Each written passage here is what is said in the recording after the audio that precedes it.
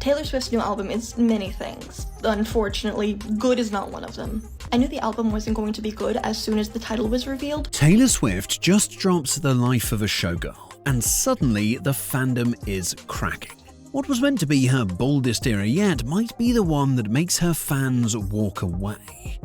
Swift shattering records. She sold just more than 4 million copies of her 12th studio album, The Life of a Showgirl. Taylor Swift just dropped The Life of a Showgirl, and the internet lost its mind. Not in the usual Taylor broke Spotify again kind of way. This time, it's chaos. Fans are divided, timelines are on fire, and some lifelong Swifties are quietly backing out of the fandom. Yep, you heard that right. The woman once called the music industry might be watching her own fanbase crumble in real time. So how do we get here? Well, imagine this. You're walking through Times Square, coffee in hand, ready to face another day of adulting. And then you look up and see a giant pink billboard that says, "Oftentimes it doesn't feel so glamorous to be me," signed Taylor Swift. And suddenly the city collectively rolls its eyes. Because nothing screams out of touch like a billionaire pop star complaining about how exhausting it is to be famous on a billboard in Times Square. Of course, Taylor meant it artistically. Vulnerability, art, emotions, we get it. But the public wasn't buying it this time. Even hardcore fans were like, "Girl, read the room." One fan wrote, "Even if it's a good thing, this lyric is awful PR. It's tone deaf." And that's when you know it's bad, when your own fandom starts roasting you instead of defending you. Now, to be fair, Taylor's work ethic is legendary. She was recording this album while performing the biggest world tour in history. Back-to-back stadium shows, private jet to Sweden, record new songs, and back on stage. That's not hustle, that's Olympic-level stamina. But there's a dark side to that kind of grind. When you're doing everything all the time, sometimes the art stops breathing. It starts sounding forced. And The Life of a Showgirl? It kind of feels like that. Critics are calling it overworked, under-inspired, and repetitive. The melodies sound tired, the lyrics recycled. The kind of songs that make you ask, wait, didn't she already write this 7 albums ago? And maybe she did, just with a different shade of lipstick. So I wanted to show you something. Okay, what do we got? This is my brand new album, The Life of a Showgirl. Even the rollout was bizarre.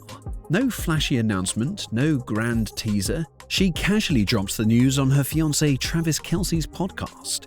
Imagine tuning in to hear about football talk and suddenly you're hit with, "Oh, by the way, new Taylor Swift album coming." The internet didn't know whether to laugh or clap.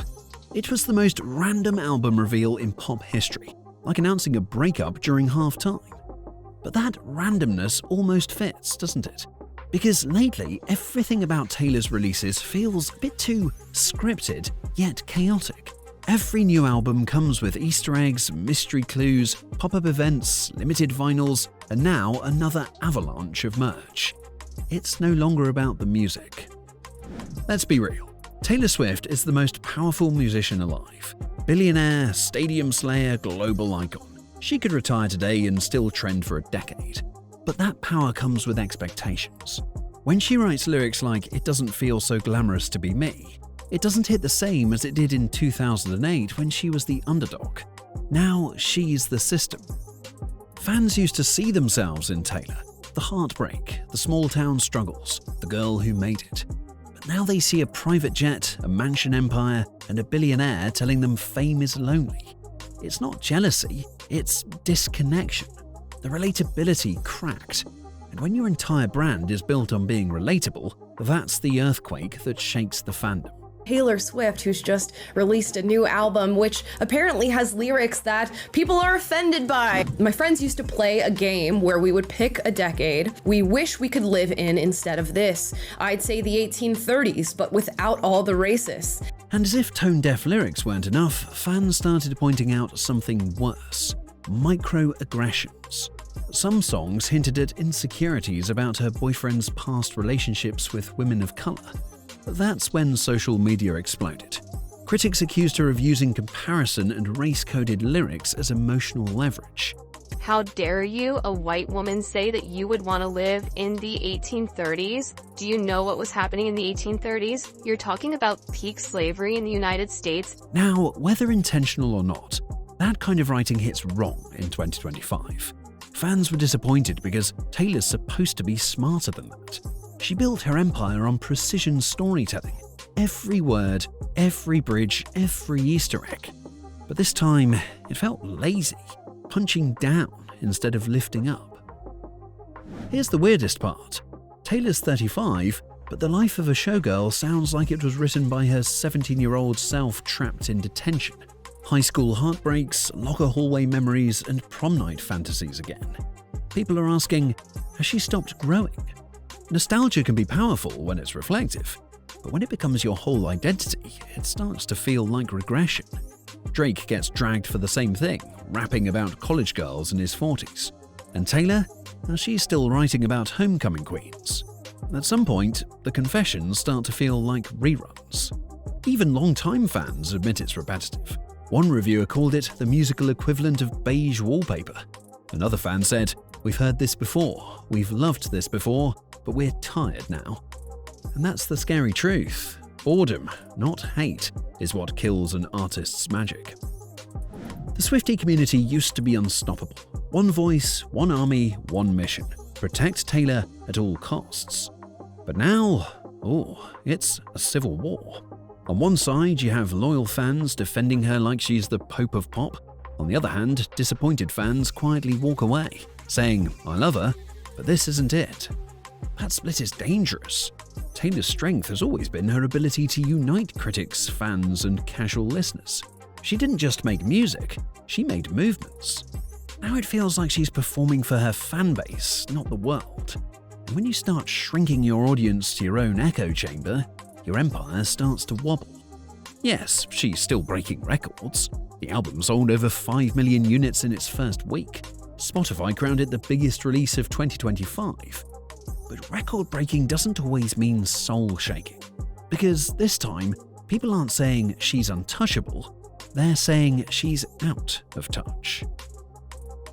Maybe this is the pattern we can't escape. Taylor drops an album, the world loses its mind, half the internet calls her a genius, the other half calls her delusional. Then everyone streams it anyway. Outrage becomes marketing, hate becomes hype, and before you know it, she's broken another streaming record. It's genius in a twisted way. The controversy fuels the empire. Every lyric, every mistake, every eye roll, it all feeds the Taylor machine. Maybe she's not losing fans. Maybe she's shedding the ones who can't keep up with the chaos. Because, love her or hate her, she's still the conversation. But there's something different this time. The jokes feel sharper. The devotion feels weaker. The fandom feels tired.